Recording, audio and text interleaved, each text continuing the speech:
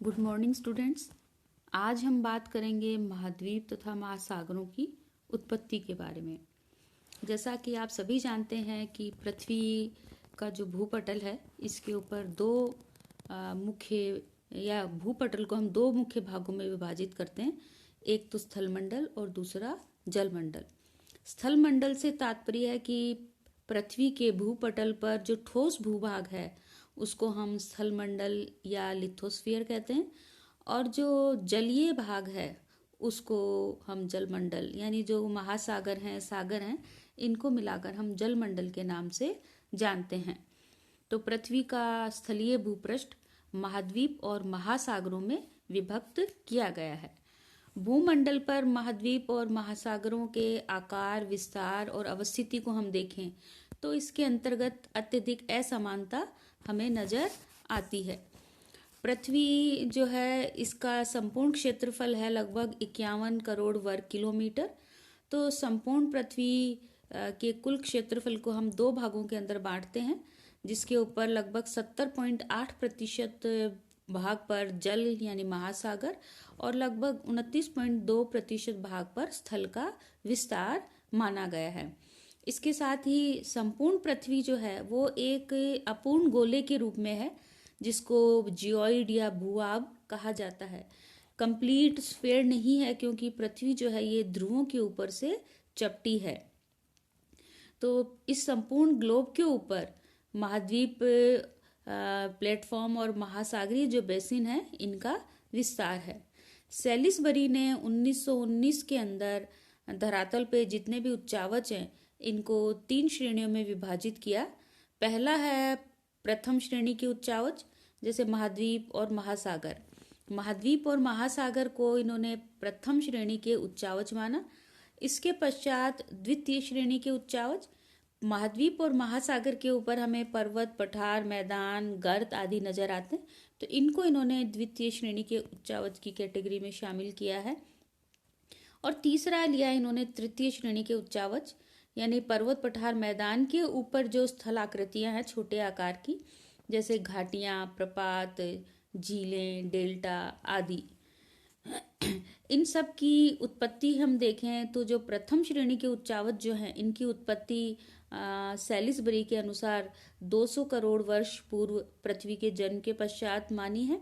और इसके साथ ही जो वॉन एंजिल हैं इन्होंने ये माना कि महाद्वीप और महासागर वे थिएटर हैं जहाँ जियोलॉजिकल या भूवैज्ञानिक नाटक खेले जाते हैं, और जबकि मैदान, पठार और पर्वत जो हैं वो इस थिएटर के विभिन्न मंच हैं जहाँ दृश्य बदलता रहता है।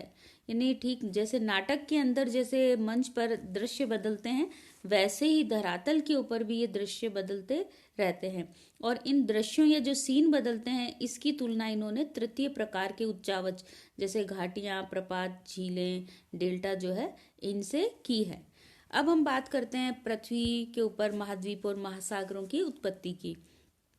महाद्वीप और महासागरों की उत्पत्ति जो है वो अत्यंत जटिल मानी गई है, और महाद्वीप और महासागरों की उत्पत्ति से पहले हम महाद्वीप और महासागरों की विशिष्ट स्थिति, इनका वितरण, इनकी शैलें, इनमें पाए जाने वाले जीवाश्म और जो खनिज हैं इनकी एकरूपता आदि विशेषताओं का अध्ययन हमारे लिए अत्यंत आवश्यक है, क्योंकि इनकी वितरण संबंधी विशेषताओं के आधार पर किसी भी सिद्धांत का हम मूल्यांकन कर सकते हैं। तो यानी पहले हमें महाद्वीप और महासागरों की जो मोटी मोटी विशेषताएं हैं वो हमें पता होनी चाहिए। तो सबसे पहले इन विशेषताओं का हम अध्ययन करेंगे। तो सबसे पहली विशेषता जो है ये है भूमंडल के लगभग, अभी हमने बात की थी, 70.8% भाग पर महासागर और लगभग 29.2% भाग पर महाद्वीपों का विस्तार है। यानी महासागरों का विस्तार महाद्वीपों की अपेक्षाकृत लगभग 2 गुना अधिक है। यानी पृथ्वी के ऊपर महासागर जो हैं यानी जलीय भाग अधिक हैं और स्थलीय भाग कम है। इसी तरह से उत्तरी गोलार्ध में हम स्थल की अधिकता देखते हैं, जिसके कारण उत्तरी गोलार्ध को हम स्थलीय गोलार्ध, और दक्षिणी गोलार्ध में जल की अधिकता के कारण इसको जलीय गोलार्ध के नाम से जाना जाता है। और स्थलीय गोलार्ध जो है या उत्तरी गोलार्ध का जो या जितने भी हमारे लैंड मास जो है, इसका ध्रुव ब्रिटनी जो कि फ्रांस में है उसको, तथा जलीय गोलार्ध का जो ध्रुव है उसको न्यूजीलैंड के समीप जो है वो माना गया है। इसके साथ ही ग्लोब के ऊपर महाद्वीप और महासागरों की स्थिति प्रति ध्रुवस्थ होती है। प्रति ध्रुवस्थ यानी बिल्कुल एक दूसरे के विपरीत। तो उत्तरी ध्रुव के ऊपर हम देखें तो आर्कटिक महासागर का विस्तार है और दक्षिणी ध्रुव के ऊपर हमें अंटार्कटिका का विस्तार नजर आता है। तो उत्तरी ध्रुव और दक्षिणी ध्रुव जो है वो एक दूसरे के एंटीपोडल हैं या कैसे हैं, प्रति ध्रुवस्थ हैं। और इसी तरह से हम ग्लोब के ऊपर हम देखें तो एक महाद्वीप के पीछे हमें महासागर नजर आएगा और महासागर के विपरीत भाग पर हमें स्थलीय भाग या महाद्वीप नजर आएंगे। तो ग्लोब के ऊपर महाद्वीपों और महासागरों की जो स्थिति है वो एंटीपोडल मानी गई है। अब हम बात करते हैं महाद्वीप और महासागरों के आकार की। तो जितने भी हमारे ये महाद्वीप और महासागर जो हैं, इनका हम आकार देखें ग्लोब के ऊपर तो इन सब का आकार लगभग त्रिभुजाकार हमें नजर आता है। और इस त्रिभुजाकार आकार के अंदर इन सभी महाद्वीपों के जो आधार जो हैं त्रिभुजों के वो उत्तर की ओर हैं और जो शीर्ष जो हैं वो दक्षिण की ओर हैं। इसमें सिर्फ एक ही महाद्वीप जो है वो अपवाद स्वरूप हम इसको गिन सकते हैं, यानी ऑस्ट्रेलिया को।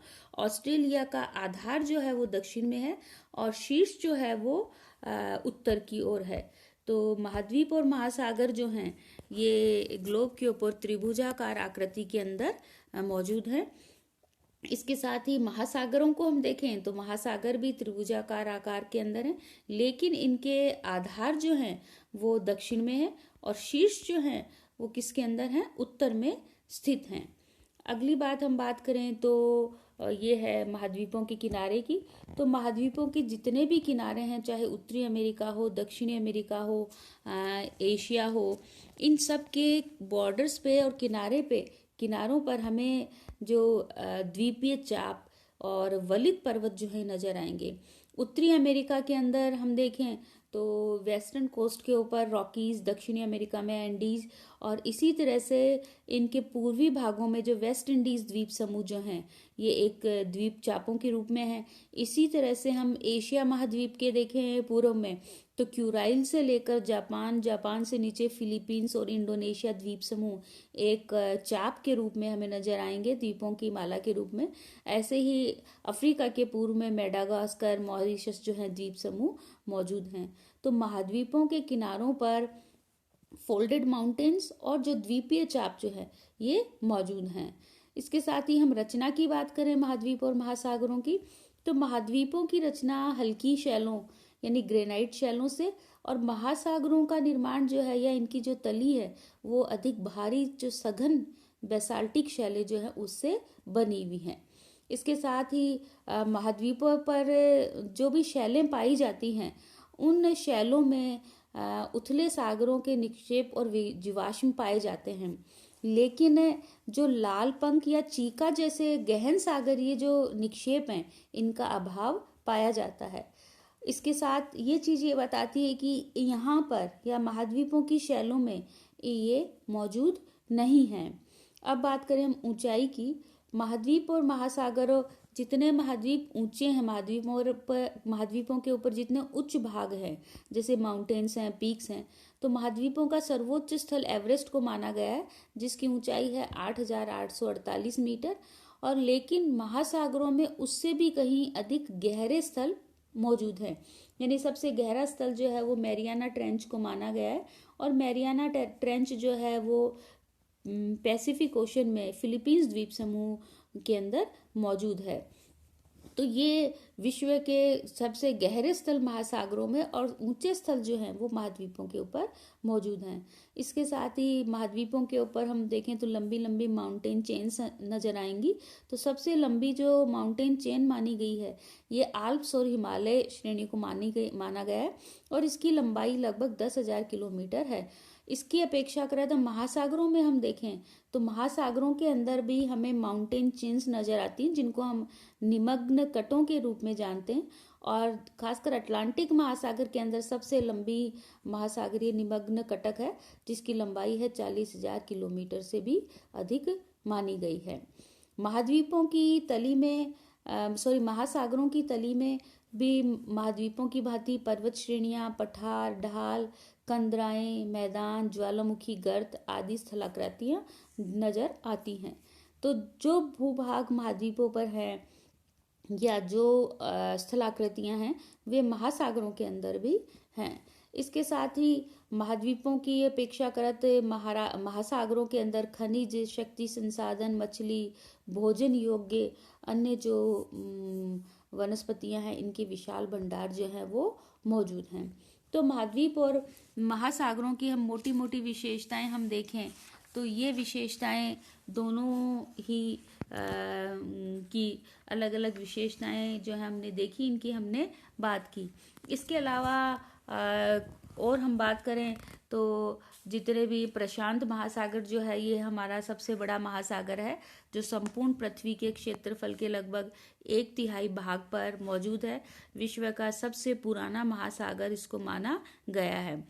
ये प्राचीन पैंथालसा महासागर का अवशिष्ट भाग इसको हम मानते हैं और ये संपूर्ण जलमंडल का या हम कहें वाटर हेमिस्फीयर का लगभग आधा है।